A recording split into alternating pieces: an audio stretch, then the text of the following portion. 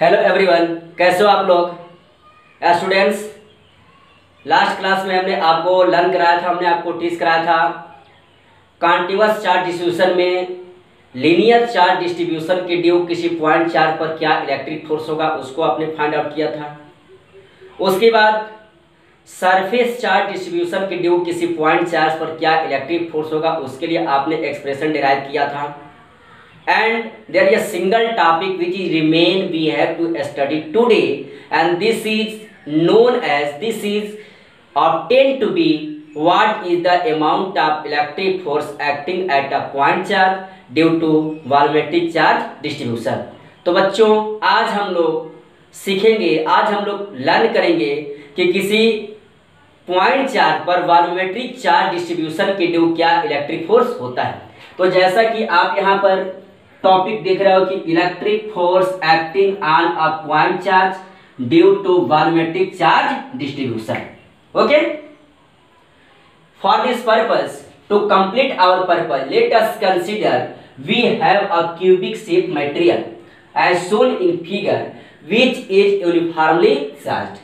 हम अपने पर्पस को कंप्लीट करने के लिए मान लेते हैं क्या कि हमारे पास एक क्यूबिक शेप मटेरियल है और यह cubic shape material uniformly charge. Also let there is a elementary volume which is shown in the figure by bold colour having volume dv and possess charge dq। हमने क्या मान लिया कि जो आपका क्यूबिक शेप का मटेरियल जो uniformly charge है उसमें हमने एक एलिमेंट्री वॉल्यूम ले लिया जिसका वॉल्यूम dv है और इस एलिमेंट्री वॉल्यूम यहाँ पर डाल करके दिखाया गया है। इस एलिमेंट्री वॉल्यूम में dq amount of charge present है। Also let there is a point charge q in the same plane in the same xy plane having position vector r1 vector and the position vector of this elementary volume is r vector. Okay, हमने मान लिया क्या कि हमारे पास एक point charge q है और इस पॉइंट चार्ज q पर ही जो यहाँ पर वॉल्यूमेट्रिक चार्ज डिस्ट्रीब्यूशन हुआ है, इस वॉल्यूमेट्रिक चार्ज डिस्ट्रीब्यूशन के ड्यू इस पॉइंट चार्ज q पर लगने वाले फोर्स के वैल्यू को निकालेंगे। ओके, तो अब यहाँ पर आप देख रहे हो कि O के रिस्पेक्ट में जो आपका एलिमेंट्री वॉल्यूम पॉइंट A पर है उसका पोजीशन वेक्टर r वेक्टर है और यहाँ पर OB वेक्टर की जो वैल्यू यानी कि जो पॉइंट चार्ज Q है उसकी वैल्यू क्या है, r1 वेक्टर है। जैसे यहाँ पर मैंने राइट किया कि let OA vector is equals to r vector and OB vector is equals to r1 vector. Then AB is equals to OB vector minus OA vector. Position vector की हम बात करते हैं सबसे पहले, यानी कि यहाँ पर OA वेक्टर की वैल्यू है r वेक्टर, OB वेक्टर की वैल्यू है r1 वेक्टर। तो हम क्या निकालेंगे बच्चों, AB vector, because we have to find what is the force acting on this point charge Q first of all due to this elementary amount of charge. सबसे पहले हम क्या करेंगे कि यहाँ पर जो elementary amount of charge dq है, इस elementary amount of charge dq के कारण इस चार्ज q पर लगने वाले फोर्स को फाइंड आउट करेंगे। तो हमें गुलाम साहब तो बहुत अच्छी तरीके से याद आते हैं कि अगर कोई भी 2 पॉइंट चार्ज है तो किसी भी 2 पॉइंट चार्ज के बीच एक आपका इलेक्ट्रोस्टैटिक फोर्स लगता है। जो इलेक्ट्रोस्टैटिक फोर्स उन दोनों चार्ज के प्रोडक्ट के डायरेक्टली प्रोपोर्शनल और उनके बीच के डिस्टेंस के स्क्वायर के इनवर्सली प्रोपोर्शनल होता है। तो यहाँ पर भी वही बात होगी। सो अब यहाँ से सबसे पहले मैंने क्या कर लिया कि AB को फाइंड आउट कर लिया। तो जब जैसे हम AB वेक्टर निकालेंगे तो क्या होता है, वेक्टर वाले चैप्टर से OB vector minus OA vector. तो यहाँ से हमारा हो गया OB vector minus OA vector. अब फिर यहाँ देखेंगे AB वेक्टर इक्वल्स, अब OB वेक्टर की वैल्यू क्या है, r1 वेक्टर और OA वेक्टर की वैल्यू क्या है, r वेक्टर। ये हमारा निकल गया। Also we are going to find what is the unit vector of AB vector। तो AB वेक्टर का हम यूनिट वेक्टर निकाल लेते हैं। AB cap is equals to vector A upon mod vector AB। आप ये पढ़े हो तो वेक्टर AB की वैल्यू आप निकाल चुके यहाँ से r1 vector minus r vector. तो यहाँ पर राइट कर लिया r1 vector minus r vector और यहाँ पर मॉड ऑफ AB वेक्टर की वैल्यू क्या हो जाएगी, तो यही AB वेक्टर की वैल्यू है mod r1 vector minus r vector.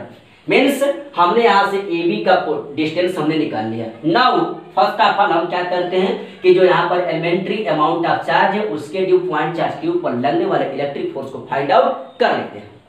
So now the electric force acting at Q, now the electric force acting at Q due to dq। तो यहां से हमारा, अब आप देख रहे हो कि यहाँ पर जो चार्ज की अमाउंट है वो क्या बच्चों, dq है। हम बाजार जाते हैं, हमारे पास कम पैसा है तो हम कम सामान खरीदेंगे, हमारे पास ज्यादा पैसा है तो ज्यादा सामान खरीदेंगे। बोलिए बात सही है कि नहीं है। तो यहाँ पर आप क्या देख रहे हैं कि यहाँ पर एलिमेंट्री चार्ज dq है, तो पॉइंट चार्ज q पर जो एलिमेंट्री चार्ज dq फोर्स लगाएगा उसका भी अमाउंट क्या होगा, कम होगा। इसलिए मैंने यहाँ पर df वेक्टर लिखा। क्या लिखा, df vector, because this force applied on charge q due to elementary charge dq will be small. So df vector is equal to by Coulomb's law 1/4 pi epsilon naught q, यानी कि q into dq, first charge into second charge upon distance of square, यहाँ पर mod AB का square हो जाएगा। Also we make a multiply with unit vector AB cap. मैंने यहाँ पर यूनिट वेक्टर AB कैप से मल्टीप्लाई कर लिया। और मैं आपको बार बार बात बता रहा हूँ कि अगर किसी भी क्वांटिटी में यूनिट वेक्टर से मल्टीप्लाई कर दिया जाए तो उसके मैग्नीट्यूड में कोई अंतर नहीं होता है। तो यहाँ पर मैंने क्या किया कि AB कैप से यहाँ पर मल्टीप्लाई कर दिया केवल डायरेक्शन देने के लिए।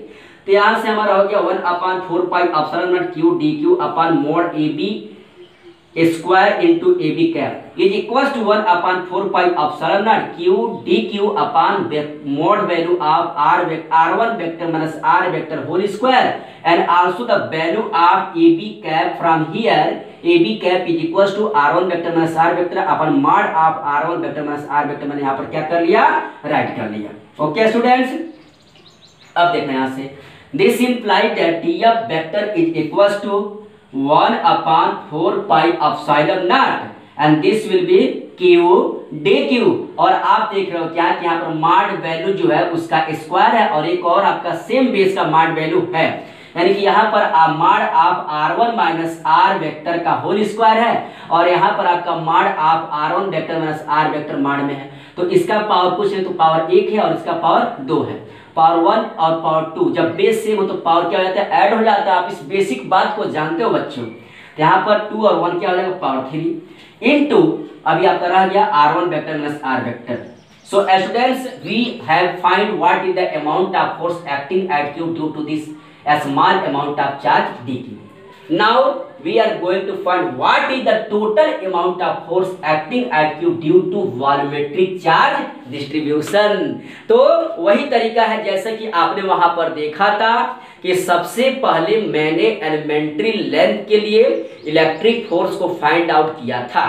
उसके बाद से वहां पर मैंने लाइन इंटीग्रल ले करके मैंने क्या किया था कि टोटल लीनियर चार्ज डिस्ट्रीब्यूशन के ड्यू फोर्स निकाल लिया था।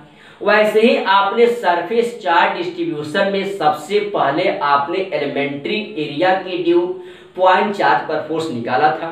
फिर उसके बाद आपने सरफेस इंटीग्रल ले करके और क्या किया था, उस पॉइंट चार्ज पर लगने वाले टोटल इलेक्ट्रिक फोर्स को फाइंड आउट कर लिया था। तो सेम प्रोसेस यहां पर भी फॉलो करना है, यानी कि एक को सीखना है, एक को सीखना, दो तो अपने आप से मिल जाते हैं बच्चों। तो फिर से वहां पर तो हम क्या करेंगे, now the electric force acting at q due to volumetric charge distribution निकालेंगे। तो क्या करेंगे, ये जो हमारा एलिमेंट्री पार्ट की ड्यू, एलिमेंट्री वॉल्यूम की ड्यू जो हमारा फोर्स निकला है, इसी का क्या कर लेंगे, इसी का वॉल्यूम इंटीग्रल निकाल लेंगे। तो F vector is equals to volume integral the value of df vector is what. जब इंटीग्रेशन करते हैं तो df का क्या हो जाएगा, F vector integration volumetric integration 1/4 pi epsilon naught q dq। ये वाली वैल्यू यहां से देखिएगा, ये वाली आपकी वैल्यू है q dq upon mod of r1 vector minus r vector का whole cube into r1 vector minus r vector. This is equation first. अब एक बात हम याद करते हैं, क्या, वॉल्यूमेट्रिक चार्ज डिस्ट्रीब्यूशन जो मैंने आपको टीच किया था, लर्न कराया था, तो आप जानते हो, but we know that volumetric charge distribution rho is equals to dq upon dv। जैसे आपने लिनियर चार्ज डिस्ट्रीब्यूशन पढ़ा था, lambda is equals to dq upon dl। Surface charge distribution पढ़ा था कि sigma is equals to dq upon dA। वैसे ही यहाँ पर volumetric charge distribution rho is equals to dq upon dv हो जाएगा। दिस इंप्लाइड, अब यहाँ पर हम क्रॉस मल्टीप्लाई करते dv का, तो यहाँ से हो जाएगा rho dv is equals to dq। तो यहां से मैंने डी क्यू की वैल्यू निकाल दिया। अब इस डी क्यू के वैल्यू क्या करेंगे, अब इस डी क्यू के वैल्यू को इक्वेशन फर्स्ट में पुट कर देंगे। तो जैसे इक्वेशन फर्स्ट में हम डी क्यू की वैल्यू को पुट करेंगे तो यहां से हमारा क्या आ जाएगा, रिजल्ट आ जाएगा। अब यहां पर हम डी क्यू की वैल्यू को पुट करते हैं। जैसे हम पुट करेंगे equation, putting the value of d q in equation first, we have result f vector is equal to 1/4 pi epsilon naught volume integration, volumetric integration, ये हमारा हो जाएगा 1/4 पाई एप्सिलॉन को मैंने बाहर निकाल लिया है q, and at the place of d q मैं क्या लिखूंगा, at the place of d q rho d v upon mod value of r1 vector minus r vector का whole cube into r1 vector minus r vector, and this is the amount of electric force acting at this point charge q due to volumetric charge integral. तो students आज हम लोग linear charge distribution, surface charge distribution और आज की class में हमने volumetric charge distribution के ड्यू भी मैंने क्या कर लिया, मैंने इलेक्ट्रिक फोर्स को फाइंड आउट कर लिया, किसी पॉइंट चार्ज पर क्या इलेक्ट्रिक फोर्स लगेगा उसको फाइंड आउट कर लिया। अब कल के क्लास में स्टूडेंट्स हम सीखेंगे व्हाट इज इलेक्ट्रिक डाइपोल। अब बहुत इंटरेस्टिंग टॉपिक आने वाला है कि इलेक्ट्रिक डाइपोल क्या है। तो इन तीनों ही जितना अभी पीछे की क्लास चली है सारी क्लास को काफी आप थारोली स्टडी कीजिए, और अगर आपको वीडियो पसंद है लाइक शेयर सब्सक्राइब और बेल आइकन बजाना ना भूले। Thank you, have a nice and have a good day.